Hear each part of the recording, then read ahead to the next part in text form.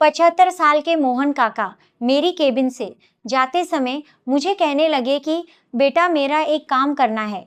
मैंने कहा बोलिए काका।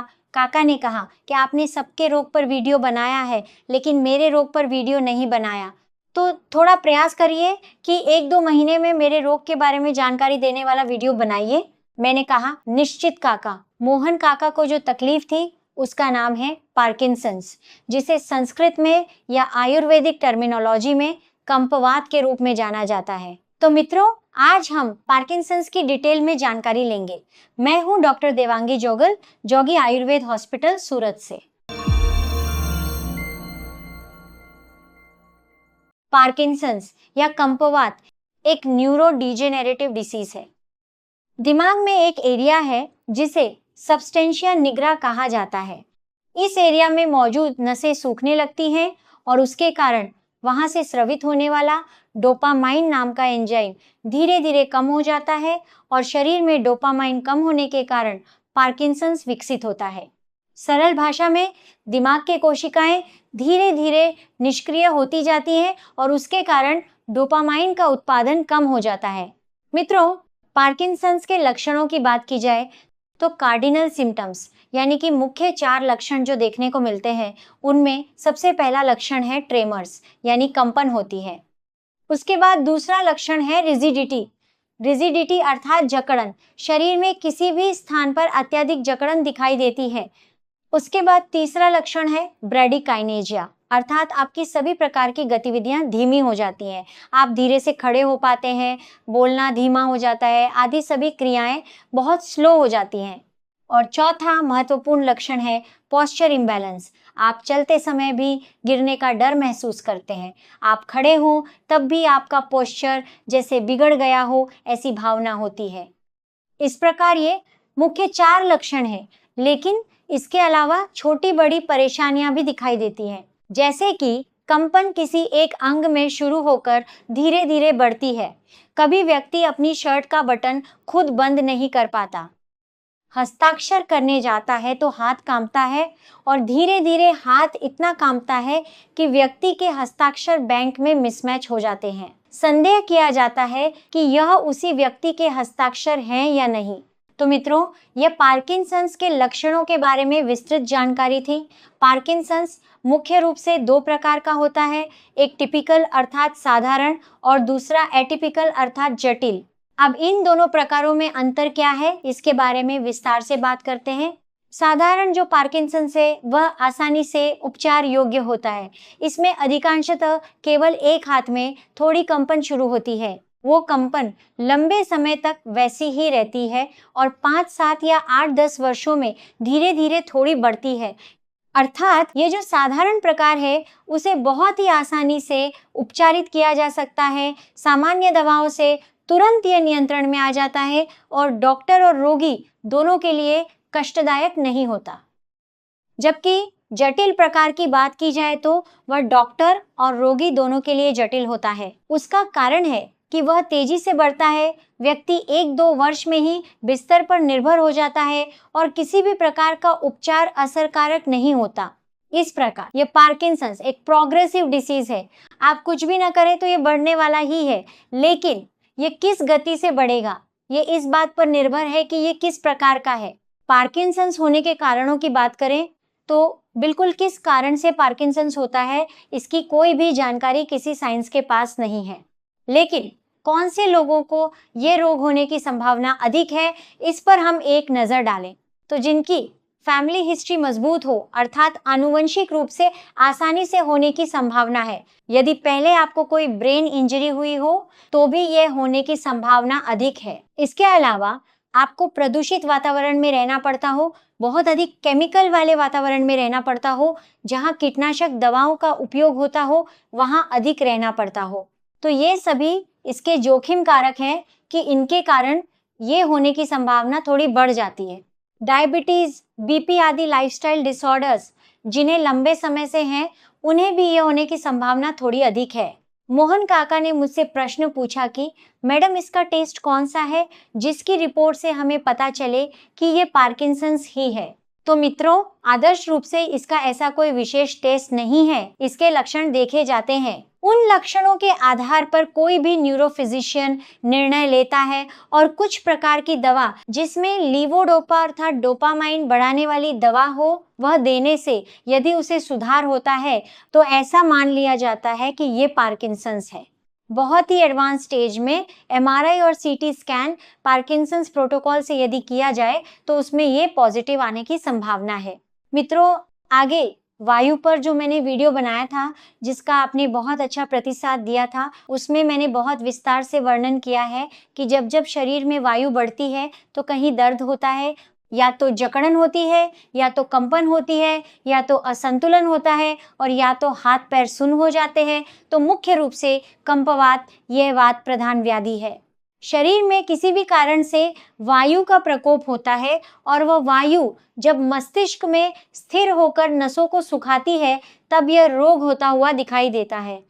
तो अब हम फोकस करें कि इस रोग को बढ़ने न देने के लिए क्या किया जा सकता है। यदि ये सभी प्रयास जो मैं आपको अब बताऊंगी वो किए जाएं तो निश्चित इस रोग की प्रगति रोकी जा सकती है और कुछ हद तक इसे रिवर्स भी किया जा सकता है। पार्किंसंस वाले मरीजों को विशेष रूप से क्या सावधानी रखनी चाहिए, तो उन्हें हमेशा प्रयास करना चाहिए कि किसी भी प्रकार से कब्ज नहीं रहना चाहिए। यदि उन्हें कब्ज रहता हो तो कोई भी घरेलू उपाय से कब्ज को दूर करने का प्रयास करना चाहिए, क्योंकि यदि कब्ज रहेगा तो शरीर में वायु की वृद्धि होगी और वायु की वृद्धि होगी तो निश्चित यह रोग भी बढ़ेगा। दूसरी महत्वपूर्ण बात कि जिन्हें पार्किंसंस है ऐसे व्यक्तियों के बहुत आसानी से गिरने की संभावना है, तो जब तक घर में चलना हो तब तक लाठी या वॉकर के सहारे चलने की आदत डालें। इसके अलावा उन्हें फ्रैक्चर का जोखिम बहुत अधिक है, इसलिए किसी भी स्तर पर गिर न जाएं, इसका ध्यान रखें। और बाथरूम में भी हैंड रेल रखें ताकि बैठते उठते उनके पास सहारा हो तो आसानी से उठ बैठ सकें। मित्रों, इतनी जानकारी प्राप्त करने के बाद अब हम समाधान की ओर बढ़ें कि हमें पता चल गया है कि ये है, तो हमें इस रोग को बढ़ने भी नहीं देना है और इसे स्थिर रखना है और प्रयास ऐसा करें कि इससे कुछ हम बाहर निकलें। तो सबसे महत्वपूर्ण बात है निदान परिवर्जन। आयुर्वेद के अधिकांश रोगों में कहा गया है निदान परिवर्जनम एक एव चिकित्सा, कि जो कारण से होता है उस कारण को हटाओ। इसमें मैं केवल इतना ही कहूंगी कि खाने में दाने वाले शाक जैसे वाल, मटर, चवली, वेलोर फलियां, अरहर आदि का उपयोग कम करें, और जब करना ही हो तो तड़के में अजवाइन, मेथी, हींग और लहसुन अधिक उपयोग करें ताकि शरीर में वह वायु उत्पन्न न करे। इसके अलावा लंबे समय तक भूखे न रहें, खाली पेट भी वायु बढ़ती है। खाने, सोने, उठने का समय डिस्टर्ब हो तो वायु बढ़ती है, और छोटी छोटी बातों में चिंता करने से, पैनिक होने से भी वायु बढ़ती है। मालिश और सेक को व्यक्ति को अपनी दिनचर्या में शामिल कर लेना चाहिए कि रोज दिन में एक बार अपनी सुविधा अनुसार संबंधित अंग पर निश्चित ही मालिश के तेल का एक हाथ फेर दें। कुछ भी नहीं, सरल रूप से आप तिल के तेल का उपयोग कर सकते हैं। तिल के तेल से हल्के हाथ से मालिश करके ऊपर गर्म सेक की पोटली से थोड़ा सेक करके आप सोने जाएं। मित्रों, इस रोग की ट्रीटमेंट में सबसे महत्वपूर्ण कोई परिबल हो तो वह है पॉजिटिव एटीट्यूड अर्थात सकारात्मक दृष्टिकोण। आप जो परिस्थिति है उसे स्वीकार कर ले, बस उसमें से बाहर आने का पूरे दिल से प्रयास करें तो निश्चित हमें परिणाम मिलेगा। निराश होने की आवश्यकता नहीं है, डिप्रेस होने की आवश्यकता नहीं है, स्वयं को अकेला समझने की आवश्यकता नहीं है। और अब यदि दवा के बारे में विचार करें तो आयुर्वेद में पार्किंसंस की सबसे प्रचलित दवा यदि हो तो उसका नाम है कॉन्च। कॉन्च सफेद और काला दो प्रकार का आता है। हमें काला कॉन्च उपयोग करना होता है। कॉन्च का चूर्ण बाजार में रेडीमेड मिलता है, घर पर बनाकर उपयोग की जा सके ऐसी निर्दोष औषधियों का मिश्रण मैं आपके साथ साझा करना चाहूंगी कि यदि आपको पता ही है कि आपको पार्किंसंस है, आप घर पर कुछ लेना चाहते हैं तो 4 वस्तुएं समान मात्रा में लेनी है। अश्वगंधा, ब्राह्मी, शंखपुष्पी और कॉन्च, चारों को समान मात्रा में लेकर अच्छा सा उनका चूर्ण बना लें। सुबह शाम 1 चम्मच अर्थात लगभग 5 ग्राम जितना चूर्ण आप दूध के साथ ले सकते हैं। इस चूर्ण को लेने से निश्चित ही हम इस रोग को बढ़ने से रोक सकेंगे। इसके अलावा सबसे महत्वपूर्ण चीज है नाक में बूंदे। पहले मैंने नशे पर वीडियो बनाया है, और मैंने बताया है कि नाक में बूंदे किसी भी न्यूरोलॉजिकल, साइकोलॉजिकल और एंडोक्राइन रोग पर बहुत प्रभावी सिद्ध होता है। या तो दैनिक जीवन में यदि आपको अनुकूल हो तो गाय का घी या तिल का तेल उपयोग करें। शायद आप उससे यूज टू हो गए हैं, आपको अनुकूल लग रहा है तो ब्राह्मी घी या ब्राह्मी तेल की नाक में बूंदे आप अवश्य डाल सकते हैं।